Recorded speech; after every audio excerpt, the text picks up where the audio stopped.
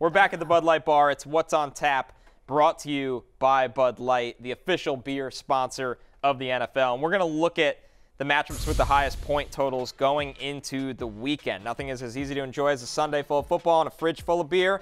These are the games we're locking in on. Of course, the Chiefs at the Vikings has a whopping total of 53. Eagles-Rams has a total of 50. And then we'll get to the Jaguars game playing the Bills. That game's in London, of course, at 48.5. But, Jay, let's start with the Chiefs going to Minnesota. Obviously, both of these teams, when they're going full throttle, can throw with just about anybody in this game. We know that with Mahomes. But more importantly, is there anybody he'll be throwing to in this game, not named Travis Kelce, that you'd start? I think Rashee Rice has emerged as the most interesting Chiefs wide receiver. He was the most targeted receiver in that Sunday night game against the Jets. I'm giving up on Sky Moore. Sky Moore's just a drop across the board there. I still can't quite quit Kadarius Toney. I just believe in the talent, but he just hasn't had the production at all. So, look, I don't think I would start Rashee Rice outside of a very deep league. It's really just Mahomes, Pacheco, and Kelce, but Rashee Rice would be the one I'm most interested in, Colin. Barry, what about you when you look at this game, especially on the Chiefs side of it?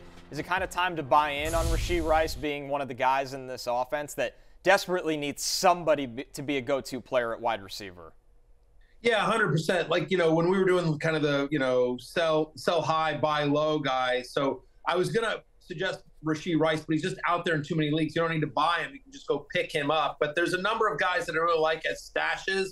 Rashee Rice, Marvin Mims is another one, obviously, as well. We talked about Tajay Spears. There's a number of guys out there that, I think are really interesting to grab and stash. Jake Ferguson, if he's still available in your league, he probably isn't. But Rashee Rice, to your point, right? Targeted on 34% of his routes. That's second highest rate among wide receivers with at least 15 targets. So again, all that's a stat that says is that when he's out there running a route, he's earning a target on 34% of those routes. Now, we need to get him more routes, but just the fact is that when he's out there, he's winning, he's getting open, and Mahomes is finding him, which I think is important.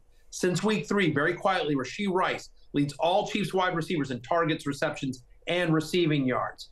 Minnesota, by the way, tied for the most receptions allowed to the slot. Rice leads all Chiefs wide receivers in slot targets. So again, we were wondering who's going to be the slot guy for this team with Juju Smith-Schuster moving on to New England. And Rashee Rice at the moment has been that guy. Remember, this is a rookie wide receiver that Patrick Mahomes went to Brett Veach and said, hey, get me this guy. I worked out with him this summer. I think he's really talented. He's on the Chiefs in part because Patrick Mahomes lobbied for him to be there. So that time is coming. That time is coming here for Rashee Rice, and I really like him this week as kind of a sleeper. I'll say this. Patrick Mahomes is my number one player overall. Like, I almost suggested him for the buy low, sell high conversation because, again, he's QB9 so far in the season. He's been fine. Mahomes has been, but he hasn't been Patrick Mahomes in capital letters. I'm going to put your fantasy team on my back and carry you. And I think that time is coming. Minnesota, Denver, Chargers, Denver again. Those are the next 4 for the Chiefs and Mahomes. I think it's just going to have a monster run starting this week against the Vikings, who allow touchdowns at the 6th highest rate this season. And as we talked about, it's the highest over-under in the slate. Mahomes is going to throw against this bad secondary. Time to go pick up Rashee Rice from the package store, Connor. It is. The bodega, if he's there, if he's at the liquor store. Yes, Matthew. I just want to say that after our segment aired, I got a lot of people tweeting at me or Xing at me, whatever you want to call it, saying 100% I call it the package store. It is certainly a regional thing. It is a regional thing. I get it that, whatever, Connor, you call it the bodega, the corner store. Jay, you call it like whatever, Kangaroo Corner, or the Vegemite Holloway, whatever it is, something like that. I get that, just go down to the Boomerang, but no. In the East Coast, it's a package store. I'm not crazy here. Put up a poll. Somebody put up a poll. See, this is what makes me think we're in like a Truman Show situation where we got Matthew talking about the package store. Yeah, maybe like a UPS type operation. I can get around that. Not somewhere where you buy beer. No. All right, moving on to the next game here. We got the Eagles at the Rams. The Eagles are favored by 4 points. By the way, that would be a very smart move by UPS, is if you could buy beer while waiting in line to send your package. They would really cut the chores list down on Saturdays. Just say it. It's a good honey, fight. I'll go, honey. I'll go send that. You might be onto something. Yeah. If they just, and maybe this is something Bud Light should look into as well, just, in terms of their distribution. Just like if you could find a place to, if honey, I need to go pick up the laundry. Well, can I get beer there? It's like Homer Simpson voice, right? I need to go grocery shopping. Oh, I can get beer there. I'm just saying, the more places you can get beer, the better chances are you got them doing the chores or doing whatever it is. Why do they not sell beer at a hardware store? Someone tell me that.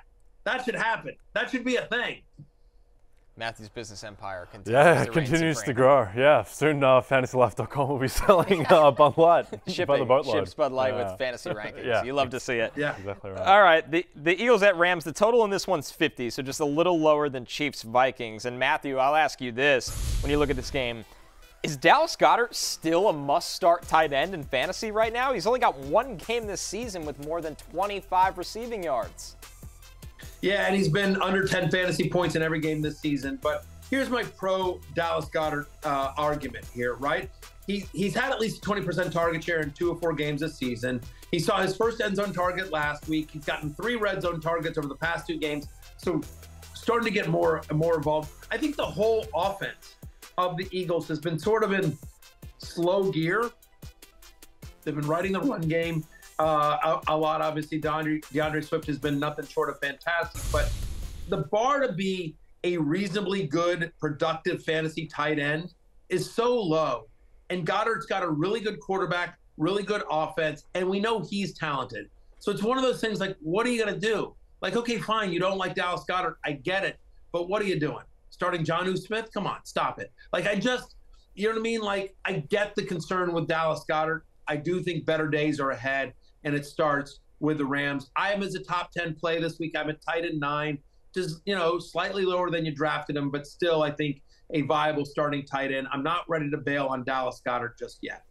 It's a bad mojo swirling around the Eagles. Just hasn't really clicked. I think it's a bad sign they struggled so much against Matthew's Commanders and against the Patriots in week 1. Still somehow 4-0. Still 4-0. It still feels weird. Well, the schedule's going to turn. They're going to have to start. It's like they play the Bills and the Chiefs every week for 2 months coming up. But I think most of their troubles are on defense. With the secondary hasn't been great. It's still Dallas Goedert. And to Matthew's point, when you look at the alternatives, that's the problem. I think that the offense will get better. It's just I'm a bit concerned about the defense in Philly. All right, Jay, our final game here, one that you've been all over this week when we talk about lines. Jaguars traveling, they're staying in London, actually, to play the Bills. The total in this one, 48.5, seems pretty high for a London game, but when you look at the offenses in this game, it makes sense. Where's your panic meter on Calvin Ridley now, coming off his 3rd straight game with 40 or fewer receiving yards? Because Ridley returned with a boom in week 1 of the year, but it has not been that way the last couple games. Yeah, I'm not too concerned about Calvin Ridley. I think that he had so many near misses against the Chiefs in particular back in week 2, where I think if he just called in a couple of passes that he normally would, it would be a different story about Calvin Ridley. He came out of a game as well with an injury. I think he'll be fine. And the sneaky thing with Buffalo, as dominant as they were against Miami, Tre'Davious White is done for the season. They have some real question marks at corner. And in a game where I think Jacksonville are going to have to throw to keep up with Buffalo, I would expect Ridley to have a pretty big game. Matthew, you expecting that bounce back for Ridley? And what else are you looking at between the Bills and Jacksonville on a very, very high total projection here? I am on Ridley. I'm as a top 20 play. I agree with everything Jay said. He's too good. This offense is too good. He's going to get it together as well. 5 red zone targets first 2 weeks of the season, scored last week. He'll get it together. But how about Christian Kirk, who's my wide receiver 23? Since week 2, he's the 12th best wide receiver in fantasy. Buffalo, this is the most important part. Bills allow an 80% catch rate to the slot. That's 3rd highest in the NFL. And so obviously 81% of Kirk's points are from the slot. That's where he lines up. If Zay Jones is active for this game, he's not going to be 100%. So I do think Kirk has another big game in him. He's a high-end wide receiver 3, low-end wide receiver 2. He's in that range. And patience with Calvin Ridley. And Jay, if I recall correctly, you like Jacksonville in this one because of the Bills' travel, right? I think so. Look, the Bills are clearly the better team, but I mean, in terms of home field advantage, one of the biggest parts of home field advantage across all sports is just travel. And the Jags, they already traveled. They are waiting over there. The Bills have to go on that 8-hour flight across. It just messes up your body. You're just not quite as in sync as you normally are. So I think that is Jacksonville's biggest advantage here, just that they should be fresher. They should be more switched on for this game physically. Yeah, and we're hoping for a big week from Jacksonville's offense, especially needed from Trevor Lawrence. All right, that'll do it for What's on Tap, presented by Bud Light. Easy to Sunday, easy to enjoy. We will take one more break, but when we're back, it's time for Last Call. Jay and I got pickup lines for Matthew, even when he's out in Florida. Hey, it's Matthew Berry from NBCSports.com and RotorWorld.com, and I want to thank you so much for watching whatever it is you just watched, or if nothing else, being too lazy to click out of the autoplay after this video started, after whatever it is you actually wanted to watch finished.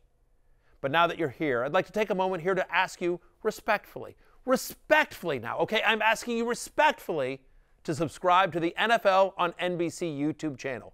You'll get the latest Roto-World fantasy news headlines, all sorts of great shows, including my own Fantasy Football Happy Hour. So go subscribe now. Again, I'm asking respectfully.